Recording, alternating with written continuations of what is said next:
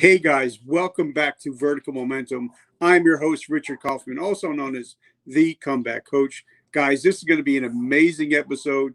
You know, I love true life Rocky stories, and this gentleman has a true life Rocky story, and I can't wait to delve into it. But first, I want to thank our sponsors. The number one sponsor is our book that just came out. It hit number one on Amazon twice for substance abuse. It's called A Hero's Journey from Darkness to Light. If you'd like to check it out, it's on Amazon Kindle, and it's $10.97, but all the proceeds go to help veterans struggling with PTSD and homelessness. So everything I get goes to help others. And the second person I'd like to thank is our sponsor, Carrie Marie Beaver. She has a company called Soldier Girl Coffee. She's a female veteran struggling with PTSD, but decided not to keep her down. So she started her own coffee company, and she hires nothing but veterans. And if you love coffee, and if you love CBD, this one is actually Snickerdoodle, and it's CBD infused. So if you like CBD, if you like coffee, just write coffee below, and I'll get you the information. So Doc, what's going on, brother? Man, I am delighted to be here. I'm stoked. And just let me say, I love the title of your podcast because, as we may be talking about later, I love vertical momentum. You know, and I love that. And we're definitely going to talk about that because I have so many questions. And just to, for you guys that are listening, there's an old joke out there. Why jump out of a perfectly good airplane? Well, he's actually going to give the answer to that question later. But Doc, where do you come from? Where'd you grow up, and what kind of little boy was Kevin? Wow. So I was born in the Kansas City area, and I lived here most of my life. I went away for school for a little bit, and I lived in England for a while, and then eventually I came back here, and while I was still a professor, and my family. I'm kind of weird. I like genealogy and that sort of thing. So my family actually moved to Missouri between 1831 and 1866. So we've been here in this part of the world for a long time. Okay, now I have a lot of friends that are in Kansas City. I've been a closet Kansas City Chief fan, but from way Go back. Chiefs!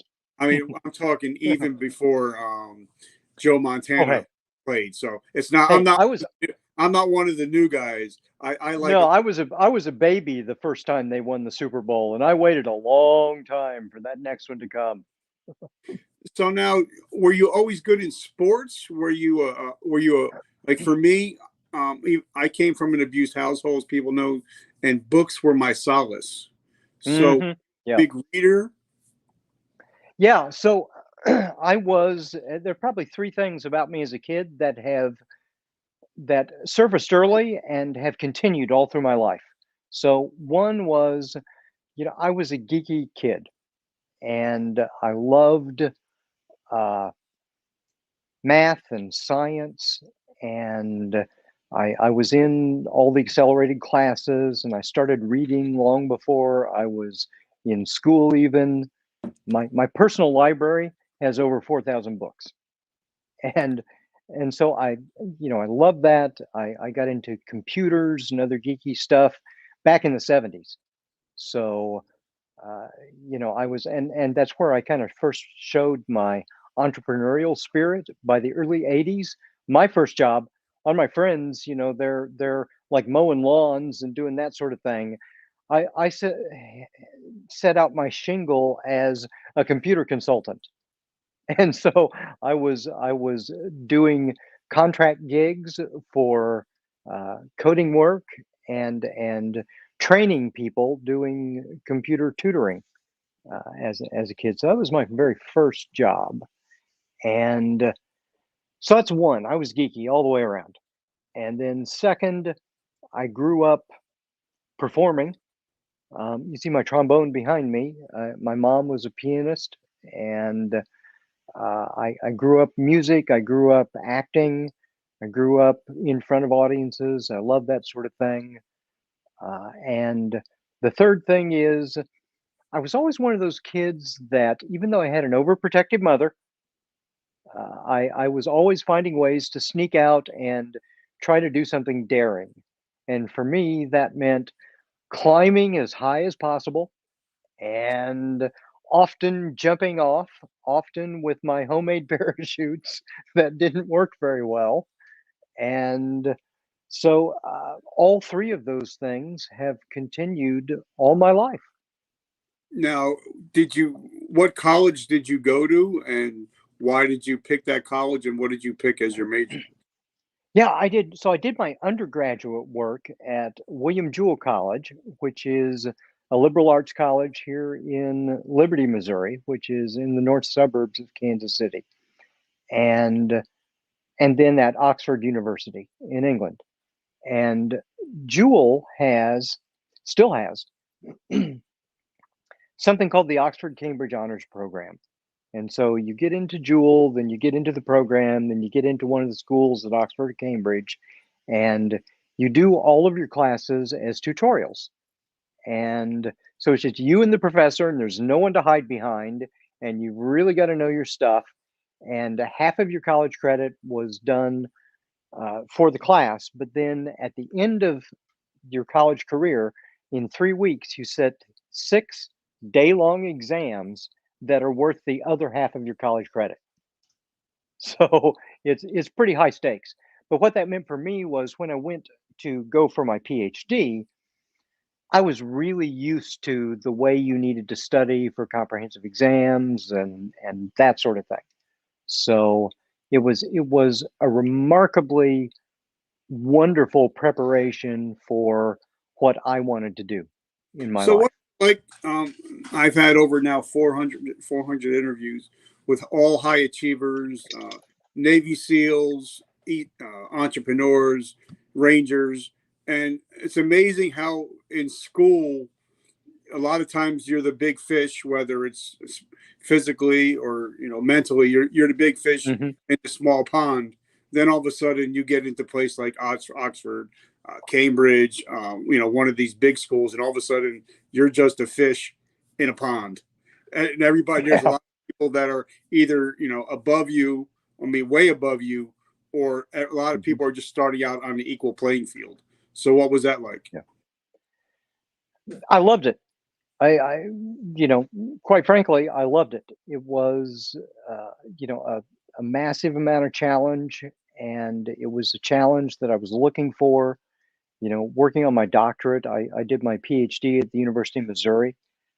So, that was a big graduate program at the time, and I I truly enjoyed those kinds of challenges. And one of the things that we have to understand is if you're going to live a good life, and that's really something that it was a question that okay, in my freshman first semester as an undergraduate in this program, we had two two seminars that we had to take in the first semester that were weed out seminars. So there were like 21 of us went in, and over a third of us were gone from the program by the end of that first semester. And so uh, one of them was structured around the question.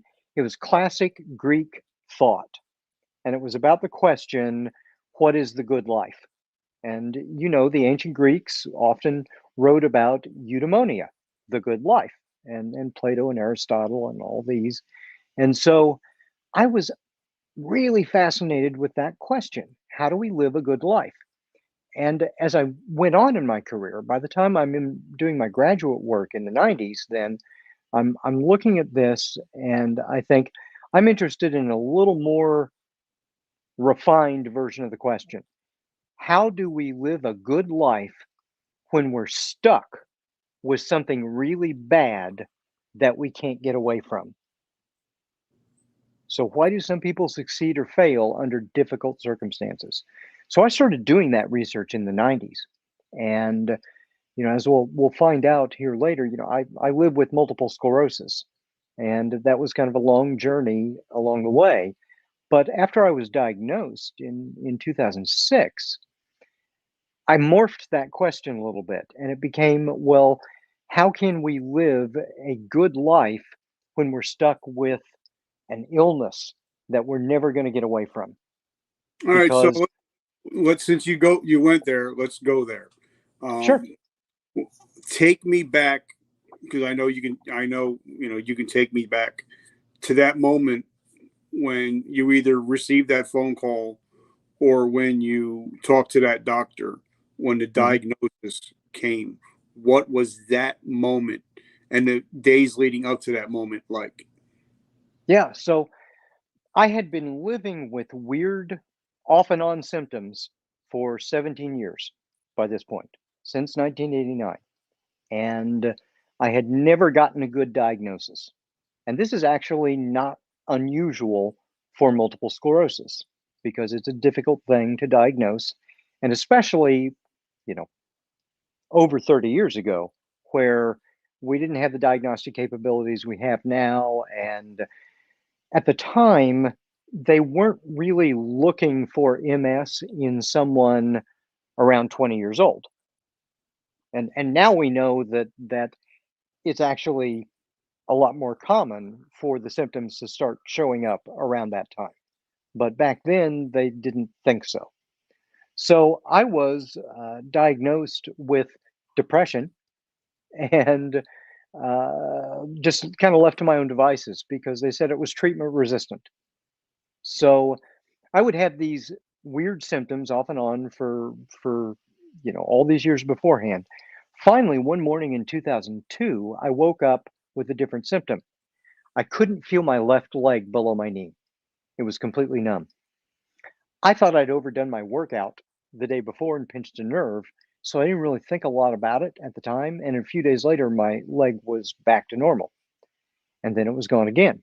And then it was back. And then it was gone. And then it was other body parts. And finally, I woke up one morning and I could feel my right arm and my head, but the rest of my body had disappeared.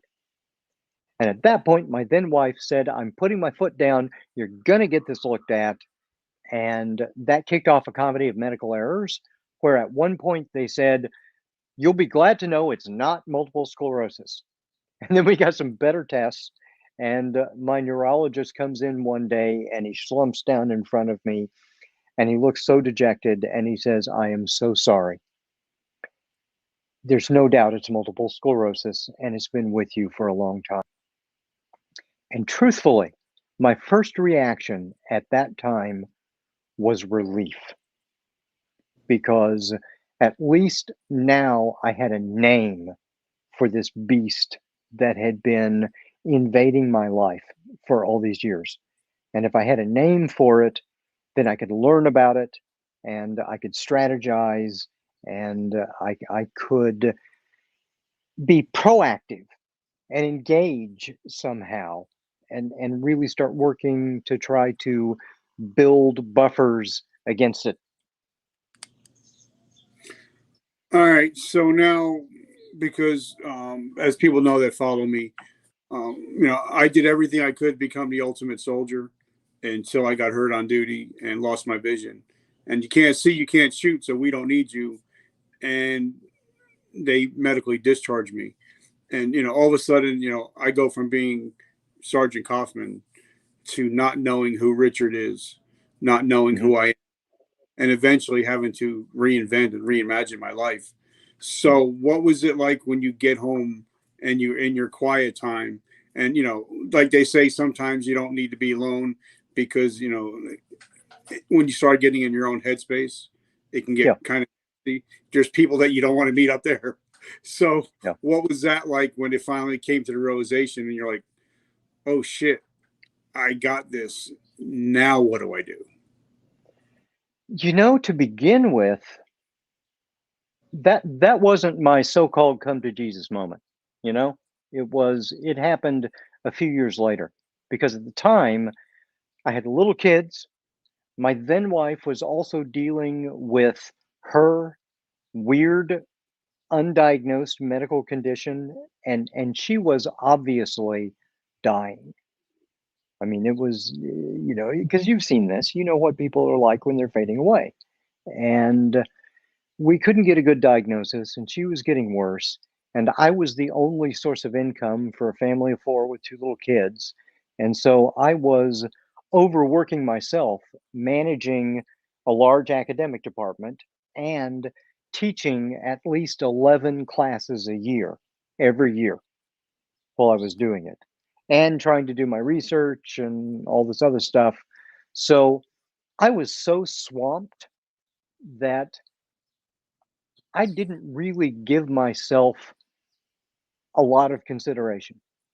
And I paid for it later because I was so worn down from years of that. And then finally, at the last instant, she got a diagnosis of a hormone secreting chromophobe renal cell carcinoma, a kidney cancer, really advanced, late stage 3. And they did a radical surgery on her and they said, "You're cured." It took her about a year or so to get close to normal again. And during this time, my MS is doing pretty well. And so we thought, oh, okay, life is going to be, back on track again. And the kids are getting older. And so I had been putting off my plans to leave the academy. I'd been a professor for 15 years by this time. And I was going to leave the academy to become a tech entrepreneur. Because remember, I had that entrepreneurial streak all the way from the time I was a kid. And I developed this technology out of my research, and I wanted to get it out into the market. So we decided that this was now a good time and I should pursue that dream. So I get out. Now we have no safety net whatsoever. And suddenly I am struck with the worst exacerbation my MS ever delivered to me. It was a massive right frontal temporal lesion. So suddenly my higher cognition is just out the door. And I'm a brain guy. I make my living with my brain. And suddenly it wasn't working. And my emotions were all over the place. So emotional regulation problems and all of this. And I got profoundly depressed. And my then wife and my kids decided that I wasn't going to get better. And this was not a journey they could continue on with me. And they left. And so now I'm alone. My cognition is completely gone. My symptoms are just right at the depths. My career is blown up. My family is blown up. And then my dog suddenly died. And it was bloat. And if anybody has big dogs, they know what this is. And it happened late on a Sunday night, and we tried to save him at the doggy ER and couldn't. And that was literally the last living connection that I was hanging on to in this world. And I gave up. So for me, that real stark staring mortality in the face moment didn't happen with the diagnosis. It happened a few years later when the symptoms got overwhelming and all the fallout happened. And I can totally, well, not physically, but mentally, like my bottom moment was I'm drunk, still hungover, and I'm looking at, 5 years in prison, and I'm sitting in a church in an AA meeting, hungover, eating nasty cookies, drinking stale coffee, being like, how did I get here? And where do I go from here? Because I can't get any worse. Things can't get any worse. So what were you, what was your next step when you actually sat there? You're alone because your kids aren't there. Your wife's not there. The dog just passed and you're all alone. And you're like, all right, something's got to change. I can't get any worse.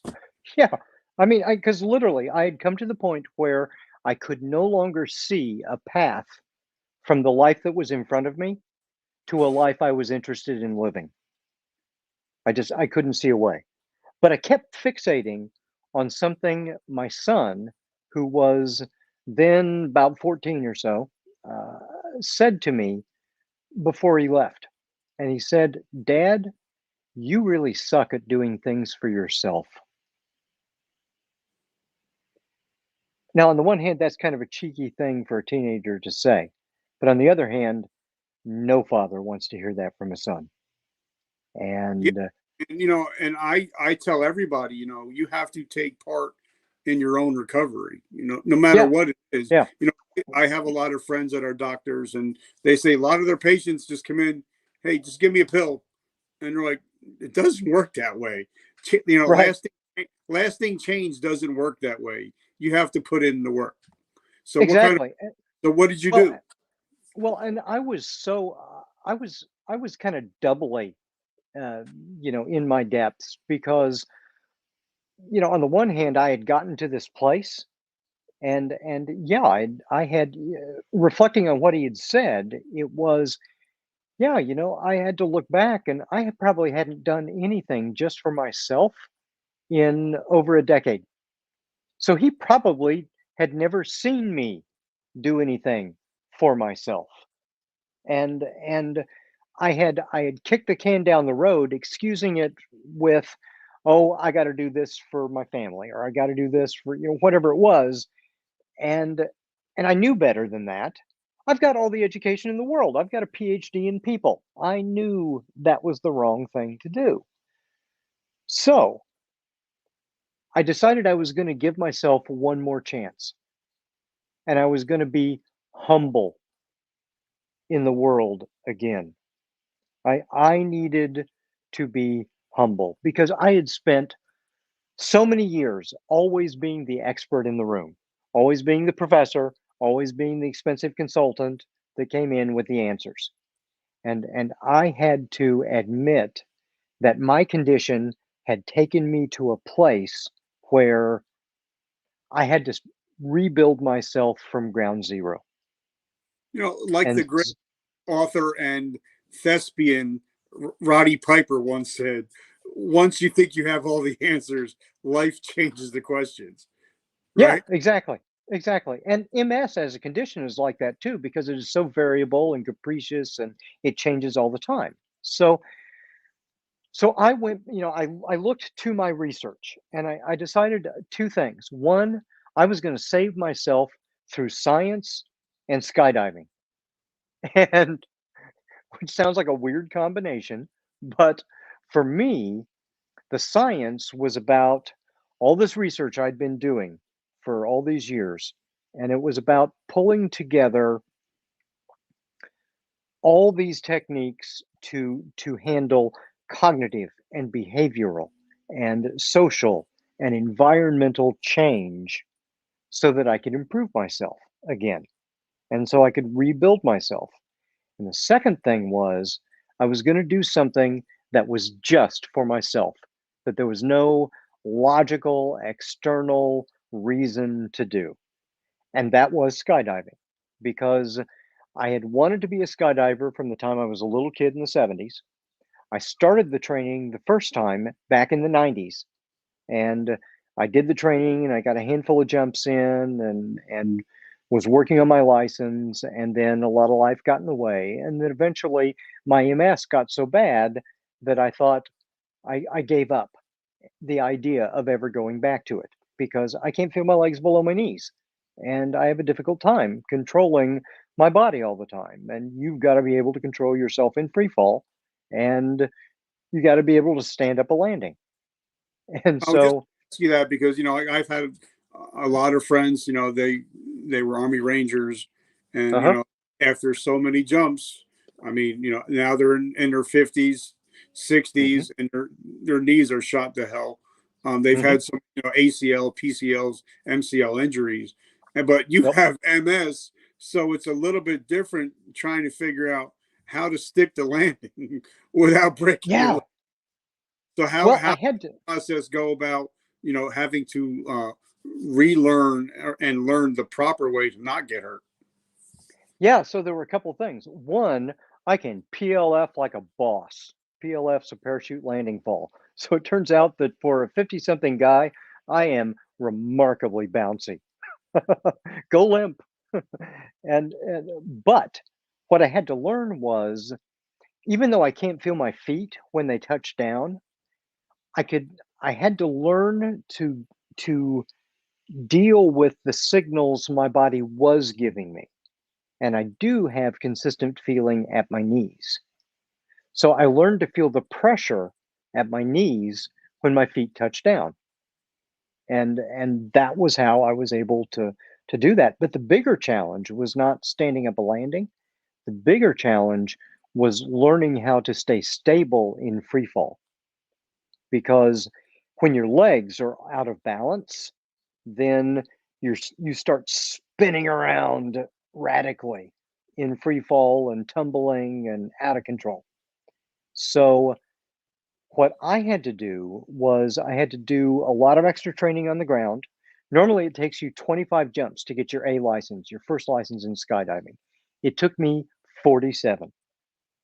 And I had to do a lot of extra training on the ground, and I had to spend a lot of time in vertical wind tunnels with instructors right there holding my legs in the right position so that I could learn how to feel the tension in the tendons behind my knee and understand what my leg and my foot were doing based on the signals I was getting there. So now, like I said, we've talked, and I've read your book, which I love. We're going to talk about that in a minute. You've had 600 plus jumps. Hmm. Now, talk to us about. I mean, I can only imagine, because I am a Christian, so I can only imagine what it must be like. I don't know how long it takes from when you jump out of the plane to when you land, but at some point there must be some point when you're looking around and be like, man, this is beautiful up here. I wish I could just stay up here. What is it Yeah, like actually jumping out of plane once you get your bearings and everything? What is it? What is those couple minutes like? it's amazing. It is the most beautiful, transcendental, mindful experience I can imagine. Because what people have to understand is fear and anxiety are inside the plane.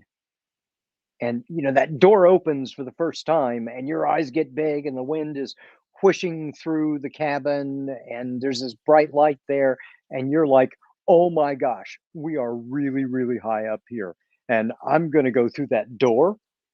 And but then once you go through that door, on the other side of that fear is the most amazing, indescribable joy.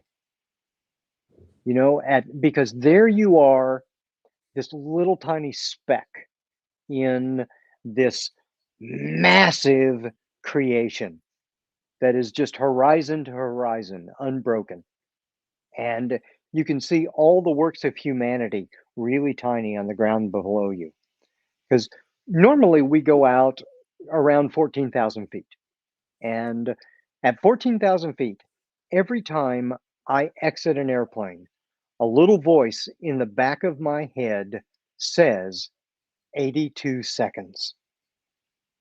Because I know I'm reminding myself that in 82 seconds, no ifs, ands, or buts, I will die unless I do something very right. And so that's why the cover of the book, this photo is the photo that it is. Because here I am, this is at 5,000 feet. I'm headed to the earth at 120 miles an hour. And I've got the beautiful clouds and the sun on the horizon and all that.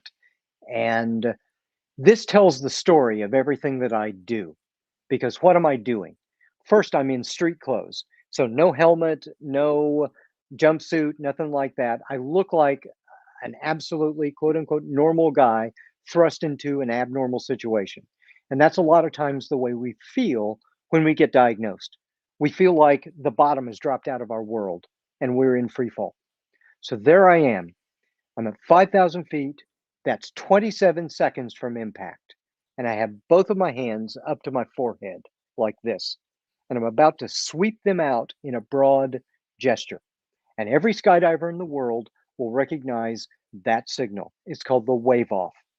Because what I am doing in that moment is I am warning everyone in my airspace I am about to take action to save myself.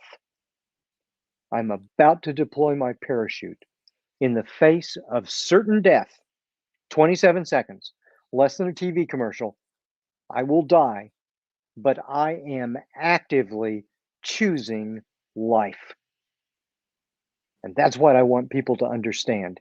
It all begins with, in the face of overwhelming circumstances, actively choosing life. And as you're talking about that, one of my favorite quotes, and I don't even know who said it, but because I read so much, I forget who says what. I But understand. one of the quotes was, everything you want is on the other side of fear. Yeah. And Yeah. a lot of people are so afraid to take action, and like a lot of people, like my t-shirt says, today I decide. The Mhm. three most important words in English language are today I decide.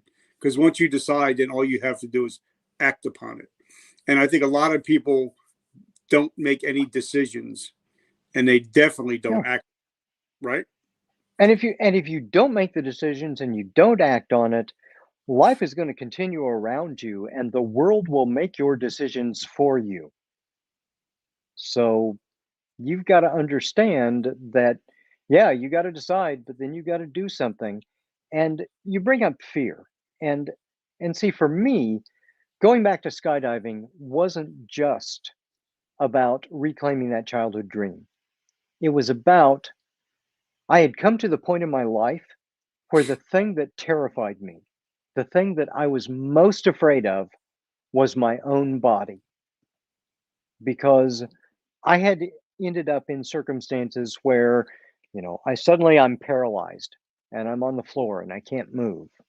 And my brain doesn't work, and I'm living with overwhelming chronic pain that just leaves me curled up in a ball, and all the things. I've got more than 30 symptoms that come along with my multiple sclerosis, and chronic pain, chronic fatigue, chronic confusion. Yeah, those are parts of it, but there are, another 30 that come and go. And I had been betrayed by my body in so many creative, unexpected ways that I was terrified of doing anything because I had so much experience with failure. And that was after, as you mentioned to begin with, I was a pretty high achieving type A kind of guy to begin with. And I didn't have any problem going out and doing those things. And fear wasn't really a part of my lexicon. And suddenly my whole life was about fear. And so coming back to skydiving was about putting myself in a position where I was going to use my wonky body in a circumstance that would terrify most people, where I'm headed to the earth at 120, maybe 200 miles an hour. I am going to use my body to save myself every time. And then I'm going to stand up a landing on target and I'm going to go back and do it again.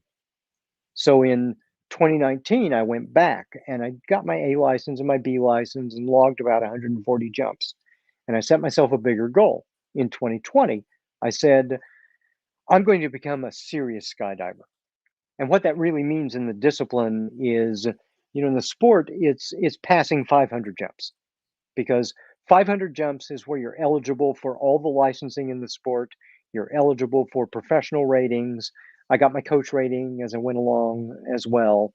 And so what that meant was, in 2020, if I was going to do that, I was going to have to log better than one jump a day on average through the entire year. And I logged 370 jumps in 2020. And this is doing something that is inherently stressful. And the first thing they tell you with MS is avoid stress. Well, I want to choke the living snot out of every well meaning professional who tells us to avoid stress because that's not it. Life is stressful. And a lot of the good things that we want in life are stressful. It's called eustress, good stress, not distress, bad stress. And they are together right there at what I call the edge. And the edge is a ratio. It's a ratio between the capacity you can deliver at this moment and the demand of the circumstance in front of you. And if that demand's a little higher, then you're going to fail because you can't deliver the capacity. But if your capacity is a little higher, then if they're real close, we're at the edge, but we're going to succeed. And this is some of the most beautiful experiences we have. And they're physical challenges, they're mental, they're emotional, they're social challenges. If we don't allow ourselves to get back out in the world and visit those challenges, and then afterward, allow ourselves to come back home, to our safe place, and rest and relax and recover and nourish and all these things, and then go back out, we will never grow. And if we're not growing, we're dying. And I love that. And I think that once somebody graduates college or starts getting into the business world, it stops. We kind of stop challenging ourselves. We kind of, like, there's a saying that I love. It says, get comfortable being uncomfortable. Mm-hmm. Who would ever thought that this ninth grade dropout would be able to have a nationwide show and a two-time author? But if I never took that step to be like, all right, I don't know what I'm doing, but I'm going to try it. I've already been run over by a Humvee. I didn't plan on living past the age of 25 anyway. So, now this is all gravy. So now I want to start pushing the envelope. And I think a lot of people are putting away the envelope instead of pushing the envelope as they get older. And you're absolutely right. And I knew the value of this sort of thing, but I had taken my life to a place because of all the issues with MS. I had pulled myself back. And I'm not joking when I say living systems, and humans are living systems. If we are not growing, we are atrophying. Yeah. Because your system is pulling back and saying, oh, we don't need to be able to provide this kind of capacity. Mm. So going back to skydiving, for me, that was not just the childhood dream, not just the challenge, but I knew I was going to suck at it because my body was, not something. Skydiving is something that, I'm twice as old as most skydivers and they don't have a neurodegenerative condition. And so I knew that I was going to have to cultivate that beginner's mindset and that humility and to honestly face failure after failure after failure on my way to growing that edge. And it was tough sometimes, but I managed to do it. And I'm still growing as a skydiver now. And by the way, there are no perfectly good airplanes. But I'm thinking, like you said, it takes 85 seconds, but I'm thinking that once you hit the ground, sometimes, not all the time, but sometimes you get up and you're like, yeah, and then you're like, if I can beat this shit, I can beat anything. Oh, And I'm totally. sure that pump, and you're like, if I can survive that, I can survive anything. And I'm sure that gets you go through a lot of the down days that you do have, because nobody has every day a great day. Oh, without a doubt. And just to, to reaffirm that if you demonstrate to yourself that you are the kind of person who can repeatedly fling your body at the earth and then scoff at death in the face of gravity and then pack it up and do it again, that gives you a big swing in confidence that you can carry into the rest of your life. And I'm not suggesting that everybody jump out of an airplane. But what I am suggesting is that everybody needs to find the regular edges that they can learn and grow at, and that give them that sense of agency and accomplishment and success in their life. And not all of my edges are way out there at terminal velocity. There's some mornings where it's difficult for me to get my hands to work properly. And an edge is me figuring out a way to get the meds into my hand and into my mouth. And that's a big freaking accomplishment at that point. No, But an edge is an edge. And it reminds me of a book that one of my friends wrote. His name is James Clear. He wrote a book called Atomic Habits. Mm-hmm. But I'm thinking about what you're talking about, because obviously you probably pack your own chute, right? Mm-hmm. Yeah. So, I'm trying to think of the parallels that in our life, like he says in the book, 40% of whatever we do every day is habits.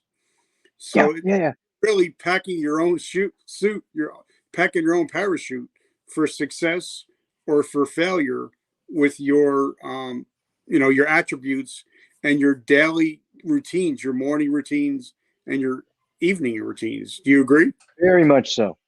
Very much so. Like for me, every morning, the things that get me going in the morning are I get up around 5 o'clock, and the first thing I do is I visit the critters. I take the dog for a walk. I go out. I enjoy the weather, whatever it is, and then I come in. I have veggie sludge and a protein shake and some supplements, the meds I need to take. I meditate. I hit the weights and I row. And then I write for a little while. And so that's the first couple of hours of my day. And that is inviolate. And I do that. I keep that routine. I do something to challenge my emotions and my spirit with meditation, and I do something to challenge my body with the weightlifting and the rowing. I do something to challenge my mind with the writing, and I commune with nature in a couple of ways. And then only then do I check my emails, do I check my phone, do I do anything else? No, for me, like I've for the last 6 months, I've been on a mindset kick. Mm-hmm. I decided to go way back. So, I mean, I went back to Mr. Carnegie, because everybody Oh talks, yeah. everybody talks about, his who he taught, but I wanted to go back to the teacher. And it seems that the mind has not really changed that much in 100 years. No. That, Oh no, the mind hasn't changed in thousands of years. so, but what, your mind is really, it's a healer. But a lot of it is, they say, you put junk in, you get junk out. Sure. So, if you're listening, obviously I'm talking to a doctor. So, we have that reticular activating system in our brains, that people don't realize that, our brain is kind of like a Facebook page. If you keep on hitting like on all the positive stuff, your brain starts searching for it. But same thing in the negative.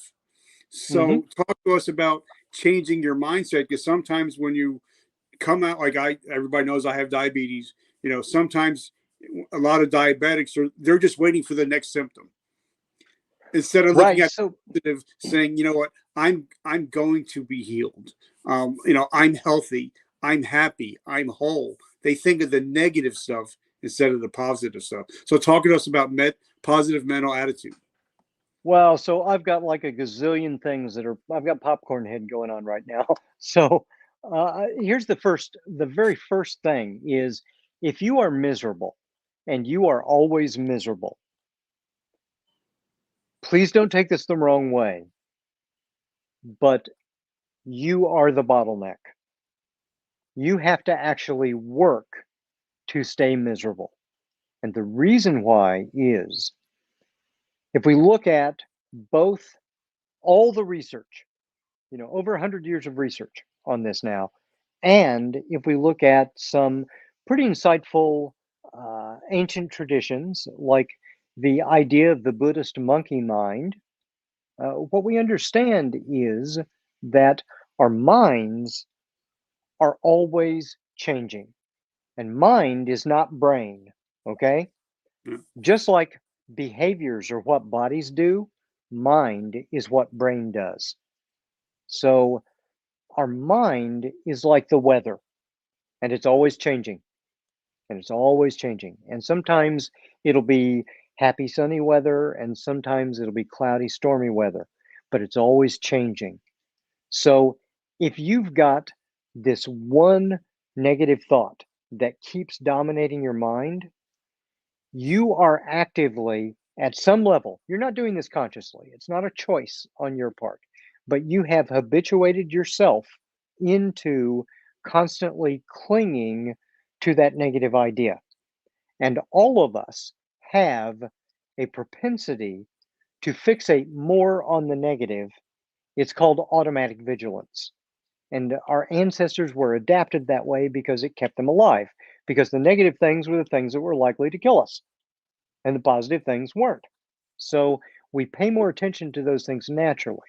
However, we don't fixate on them naturally.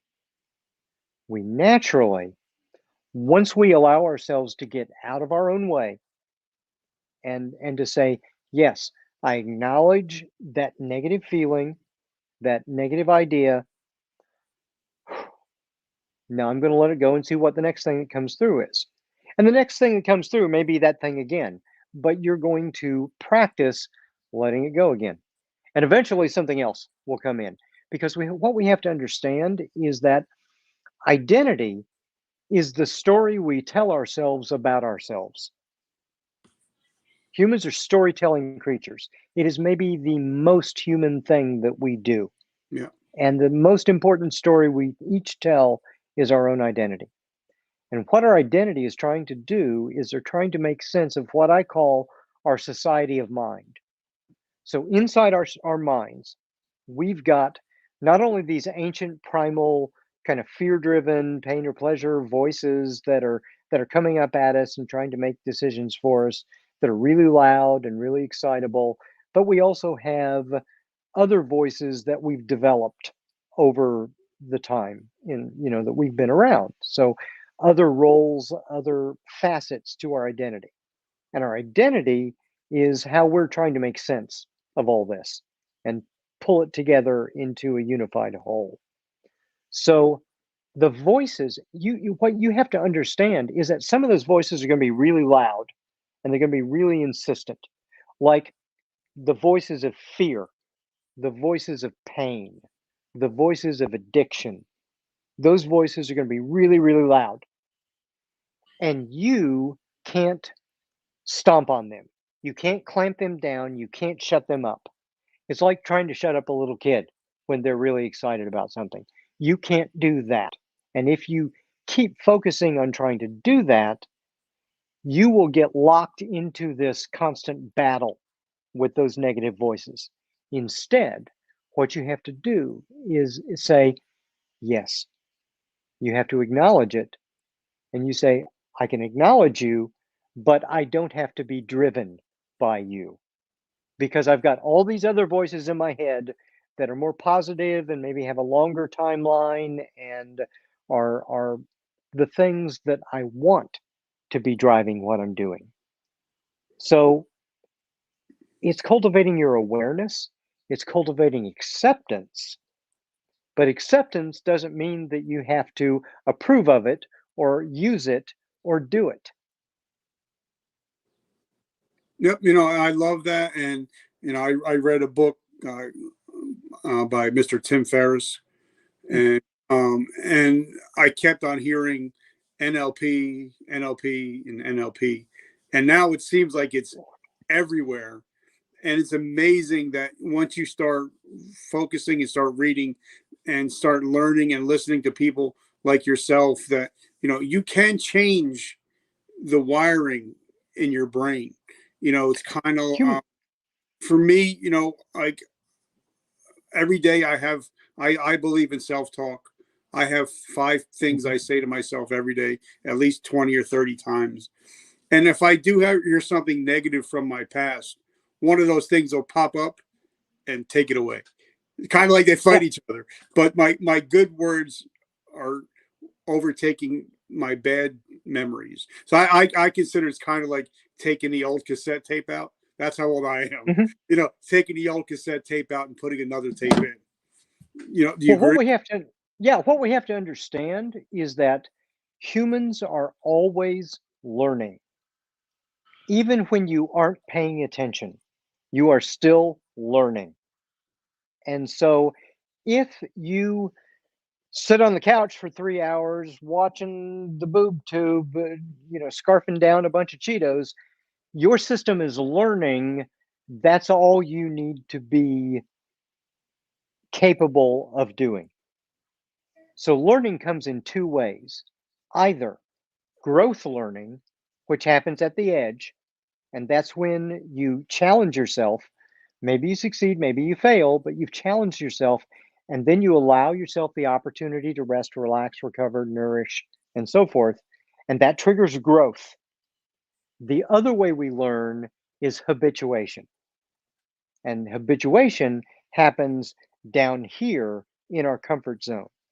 And it's about making everything as automatic and as unconscious and as easy as possible.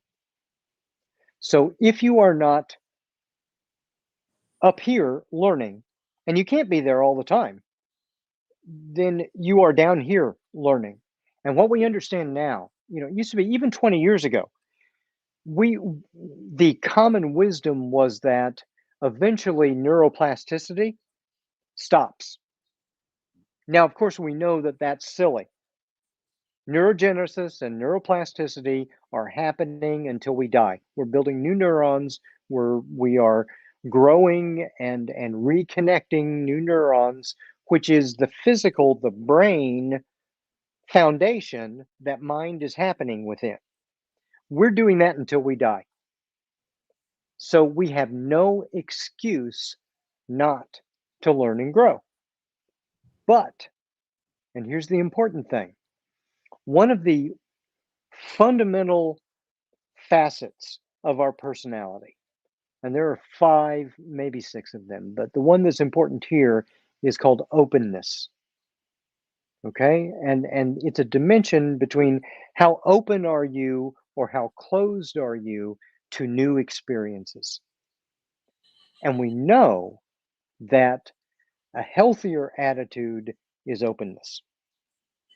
So some of us, either by genetic luck of the draw or through our experience up to this point in life, have become more closed. And what we have to understand is that first we have to accept the idea that no, I really can learn and I really can change and it really can be better. And then we have to be humble and we have to give ourselves some grace. And we have to understand that there's a lot of failure here at the edge, but that failure is right next to the success.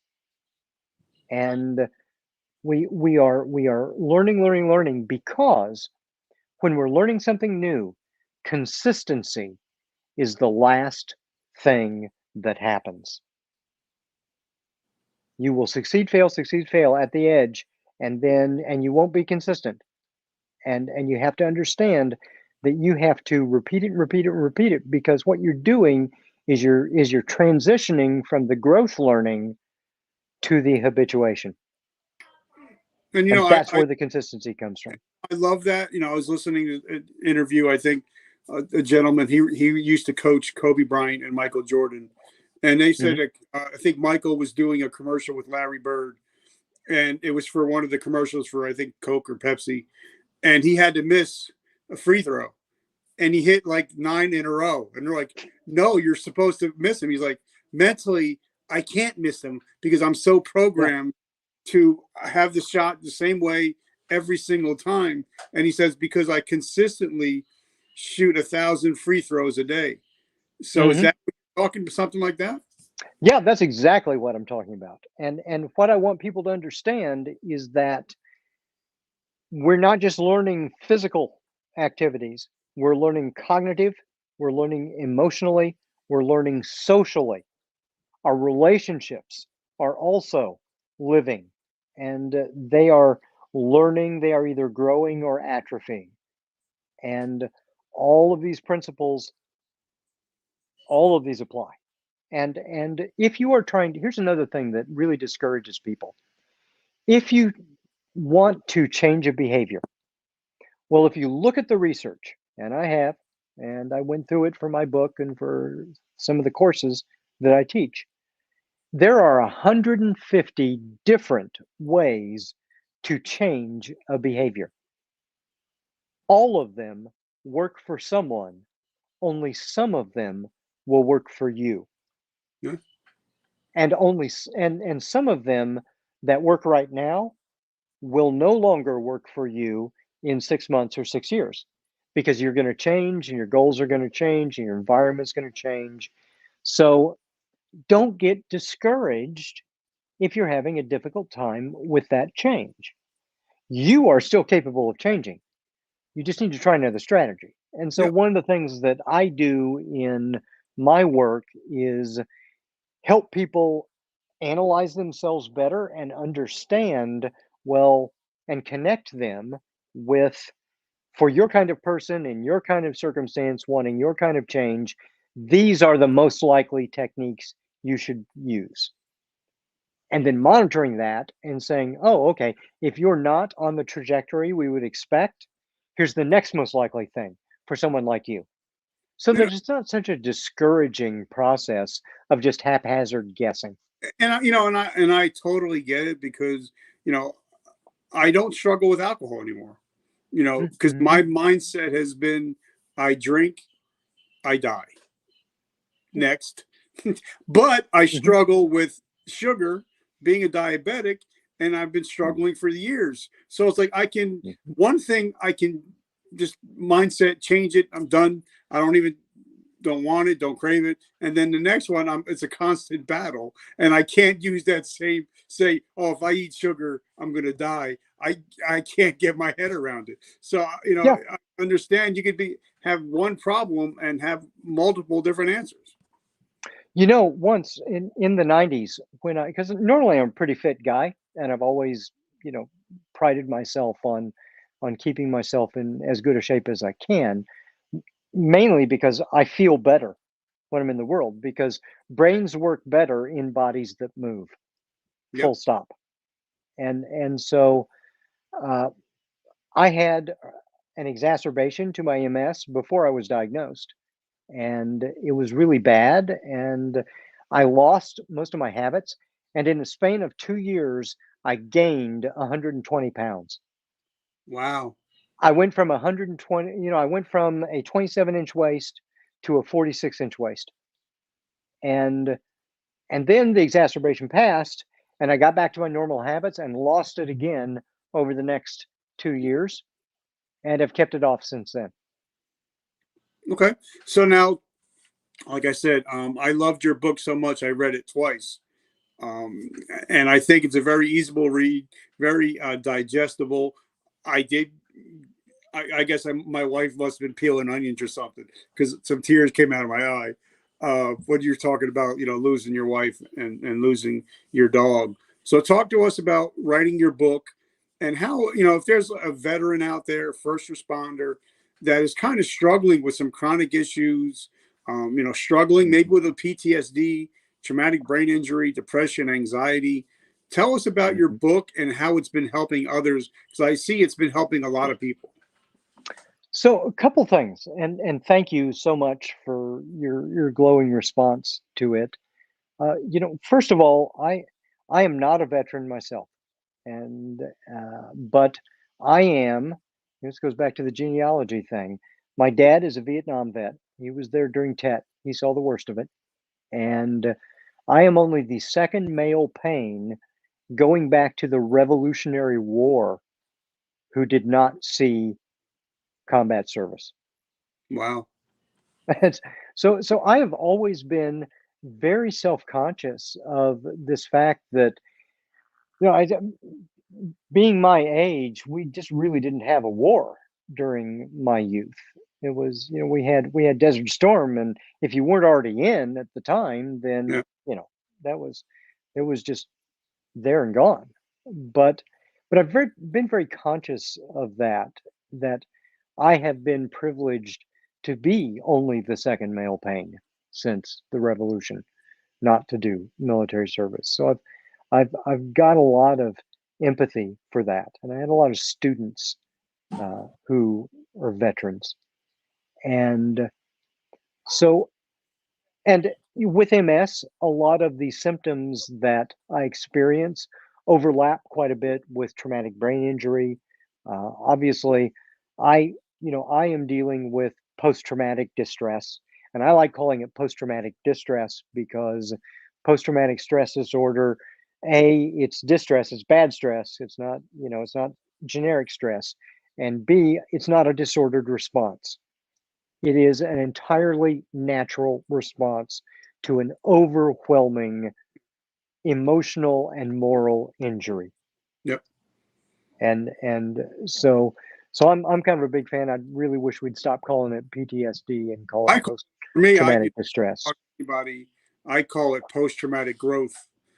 Yeah. For me, because I think, a disorder is a disease, but trauma is something that happened to you. Yeah, and what the way I explain it, what I want people to understand, it's in the book and stuff, is that so if you've got your capacity right here, and here's the demand, okay, now you're a little bit more than what the circumstance is delivering to you, but it's a stretch, and that is a flow experience. Those are those wonderful growth experiences. Once your demand goes higher, now this is overwhelm and you're going to fail. Once it goes higher, this is injury. Yeah. And it should be treated like a cognitive emotional injury, not like a disease. Yeah. Because what do we do when we're physically injured? We give it treatment, but then there's rehab and nourishment and rest and all those things. Same thing happens with those mental and emotional and social injuries as well. And then you go beyond injury, and now we're up here, and this is trauma. Yeah. And that's how those things relate to one another. And a lot of people, like before, like when we were just hopping on and just getting to know each other and BSing beforehand, if somebody would just log on right now and they just seen me and you, they'd be like, oh, they look normal, they look okay. Mm-hmm. But they won't realize there's times when, like, I'll be sitting there at the kitchen table trying to say the word ball, but all I can say is that round thing that the kids play with. Right there too. That's another one of my symptoms with MS. I have difficulty with words. Or I have to. I'm reading a book. I got to read it 3-4 times in order to get it. Mm-hmm. But like you said, it's an invisible injury, so a lot of people won't see it unless they know you or they see you out and they see why is why is he knocking the people on his right side? Well, because I'm blind, but you can't see it. So yeah, it's like, well, you don't look sick. Yeah, so talk to us about the invisible injuries and how your book talks about that. Yeah, what I want people fundamentally to understand is that relationship that I was talking about to the edge. So habit way down here, boredom even below that, engagement, flow, and then now we're getting into trouble. Now there's this overwhelming injury and trauma. This is a really natural cycle that people need to understand. And we need to understand what are the limits we are able to deliver in this moment. And it's not just cognitive, it is emotional, behavioral, social, operational, all those things. Because if for example, cognitively you could do it and behaviorally you could do it, but emotionally you can't, that's still a real injury. It's a real bottleneck. It's just as real, and it gets in the way just as much as anything else. And it needs to be supported and treated, and we need the help to get past that injury and recover and regrow, just like we do with a broken arm. And we have to look at it in those, in that way. And we have to look at relationships in that way, because our relationships get injured in that way as well. And they need that kind of support and rehabilitation and nourishment to grow and knit back together and improve. Like I talk about in my book, A Hero's Journey, is, there's no way I'm even close to being a doctor. I'm only a ninth grade dropout. But from, talking to all the people that I've talked to, I found that, trauma usually happens between, when an adult acts out, it's usually because of trauma that happened between the ages of 3 and 13. Then you add war to the mix, in our cases. Then you add alcohol to the mix, and it becomes a perfect storm. And nobody can tell you how to get out of the perfect storm unless they've been there. And I think that's what your book is able to help, because you've been there, done that, you're still doing it, Well, and this was actually the most difficult thing for me to write about in writing this book, because I actually wrote this book twice. I wrote it once, and it was like 8 part science, 1 part my story. And that's because that's where I'm comfortable. I'm comfortable. That's how I protect myself in the world. I am the disinterested scientific observer. But I got some feedback on it, and everybody was like, "This, the science is great. Your research is really great on this, but we need to know your own story. We need to know your story." And I knew that, but I had to be told it a few times. And so the book that, what I did was, and then I rewrote everything, and it's about 2/3 science, 1/3 my story. Because what I really want people to understand when they engage with me and Your Life Lived Well, and the book or the classes or listen to my podcast or any of the things that we do, is that, yeah, I'm a doctor. I do have, I've spent 30 years researching people. I do have that expertise, but I have spent decades living this as someone who is diagnosed and as someone who spent years and years and years as a caregiver. And I can fundamentally tell you that, as educated as I was, as able to be the external fly on the wall and say, "Oh yeah, this is what's happening to me," that's a different set of muscles. And I had to, as I said before, get really humble and go back to my beginner mindset and develop not the knowing muscles of being the observer, but the understanding and the doing muscles of living and succeeding in those circumstances. And Those are different. You're the reason why I really like you. And I hope this turns into a generational relationship. Is Me you're too. very relatable. A lot of times people on social media, they're using all the filters. They don't have bad days. Their hair is always right. That's not real life. And Yeah. eventually, I think one of the books I'm reading is by Russell Brunson. And he talks about how you have to be real. People you have to be relatable. And I think, one of those things, like when I was reading your book, and now I'm listening to your voice, it's the same. Like I had a friend of mine, his Good. name Steve Sims. He wrote a book called Bluefishing, and he had it ghostwritten, and then his wife read it and said, "You can't put this out. This is bullshit. It doesn't sound like you." And so, so when I wrote my book, it's kind of like you can read it because it sounds like who I am. But I think a lot of people, even though we're struggling, we kind of put out that everything's okay. I'm good. I got this. And we really don't got this. That is one of the kindest compliments you could pay to me, and I appreciate that. Thank you. And it's really important to me. Every word that I write, I mean, and it probably is because of my background as an academic. It's every word that I write comes from me, and it always will. And sometimes that means that I don't get as much produced as I would like to get produced, because I'm doing this with chronic fatigue and chronic pain and all those other things, and I'm not as fast as I used to be. But it is really crucial for me for people to understand that this is my authentic voice, and that I really did live going to the point where I couldn't see a way forward. And I've gotten myself not to a place where everything is sunshine and roses and unicorns and rainbows. That's not what it's about.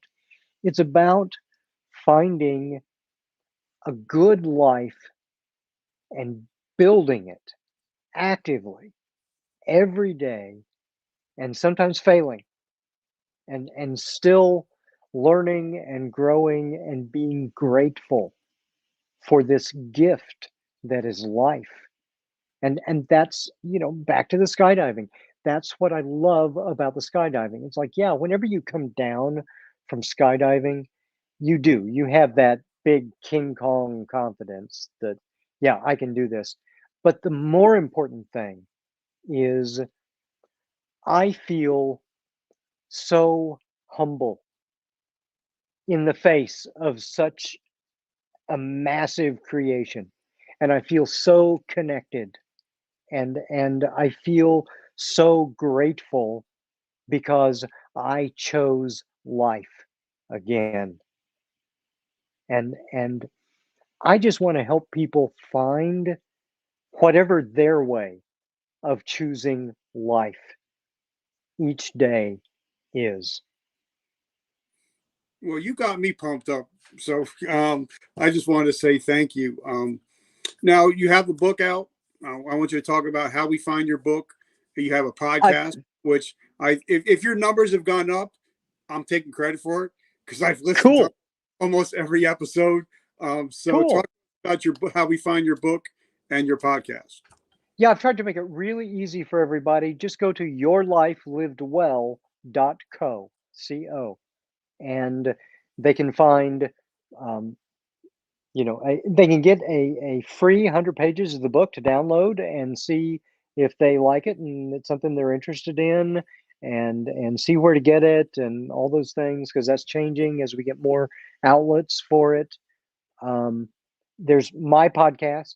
There's a page where there's links to all the guest appearances that I've been so fortunate to be able to do, and to meet wonderful new people like you. And I hope you're my friend now. Oh, you got me. You got me as your And friend. thank you so much. And there's a schedule of my seminars. I've got regular webinars that I do on 16 different topics, from and they're all about focusing on the cognitive, behavioral, social, and environmental tools that we can use to improve our quality of life and health. Because I'm not an MD, I'm a PhD. I'm the kind of doctor who can help you with all the stuff surrounding the medical challenge that you can't get away from and that medicine can't cure for you. So those are there. There's the blog and all that stuff. So if you go to yourlifelivedwell.co And then there's the links right there on the right at the top of the page where you can follow Your Life Lived Well on Facebook and LinkedIn and Twitter and Instagram and YouTube and all that stuff. All right. So last questions I have. I interviewed one of the Iron Chefs last week, Ooh, Simon cool. from the Food Network, and Cool. he was telling me, in the last 2 years since COVID started, we've lost over 100,000 restaurants. So Yeah. in the United States, we have a lot of people that are um, unemployed or driving Uber, DoorDash, just trying to put food on the table. So if I ask Mhm. the average American to do something in 7 days, they're never going to get to it. But if I ask somebody that's listening to our show right now to take an actionable step in the next 24 hours, they're more likely to do it. So I'm going to ask a two-part question. If somebody is struggling with their physical health, what Mhm. is something they can do in the next 24 hours to start to get some help? And second of all, I think the most important, if somebody is struggling with their mental health, what is something they can do in the next 24 hours to maybe get some help and some clarity? Okay, so the physical help part of it. Now, that's trickier because my answer there is sort of it depends on what challenges you're facing. Because However, a lot of times, guys will get out of the military and girls, we were like the most physically fit alcoholics ever, sure, you know, sure, and we're running 6 miles a day. And then you get out 3 years later, you're 50 pounds overweight, um, right. high blood pressure, high cholesterol, high sugar, and we don't know where to start. So how do we Well, start but changing our that's to change? but this is going to apply to Okay. both the physical change and the mental change, and it's going to start in a place that people are probably going to scoff when I say this, I am so serious. I'm even leaning in toward the camera. I'm so serious about this. And that is be kinder to yourself. So many of us are locked into this relationship with this jackweasel in our own head who is so awful to us. And if anybody else treated you that way, you would cut them off. And yet, you're stuck with yourself. So, what I'm saying is be kinder to yourself. And yeah, you may have failed at something. Big deal. We're human. You found your edge. So back off just a little bit and try again. And see where your edge really is right now so that you can then start growing it. But when we are kinder to ourselves, we are more open to the change and the growth. And not only that, we allow ourselves. So, one of the things, if you are always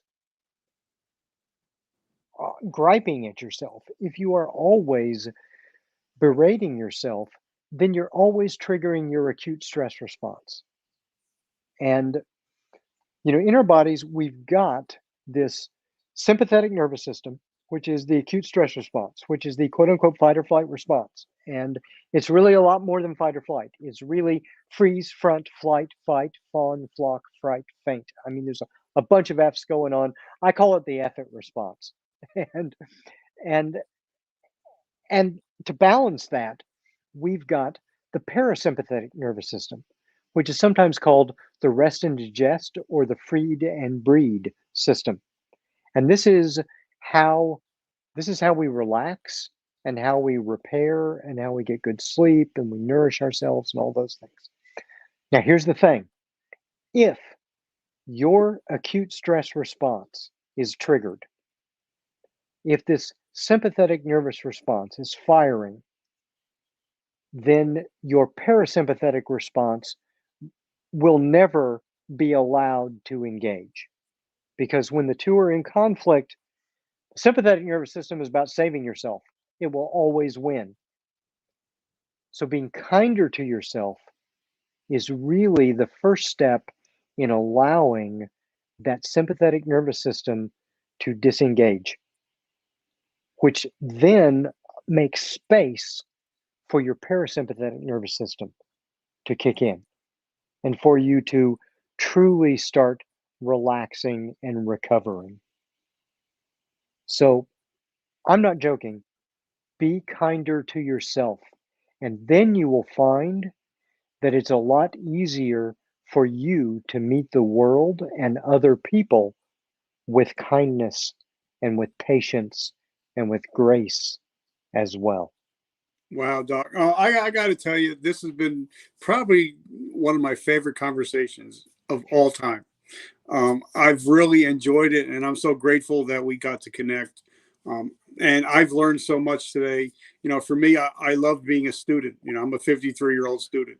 I'm always learning. So I just want to say thank you. I want to thank our sponsors. Guys, if you get a chance, pick up my book. It's called A Hero's Journey from Darkness to Light. It's my story, but at the end of each chapter, it tells a learning point from my life of what not to do. And the last two chapters are what depression looks like. It's not what you think it looks like. And Amen. what addiction looks like, and not what you think it looks like. So it's also a teaching book. So you pick it up. If you pick it up, it's $10.97. It's available. I'll drop the link. I will add in something special for anybody that picks it up. And I also want to thank Carrie Marie Beavers of Soldier Girl Coffee. She's helping women veterans and veterans help get them healthy, get their energy levels up. But she's also employing veterans. So I just want to say thank you for supporting me from day one. Doc, and guys, make sure you pick up that book. Like I said, I got it upstairs. I read it twice. Now that I've had them on, I'm probably going to read it a third time. So I just want to say, Doc, thank you so, so much. Thank you so much, Richard, and be well. Yep. And guys, remember, vertical momentum. The only way to go is up. I'll catch you guys next week.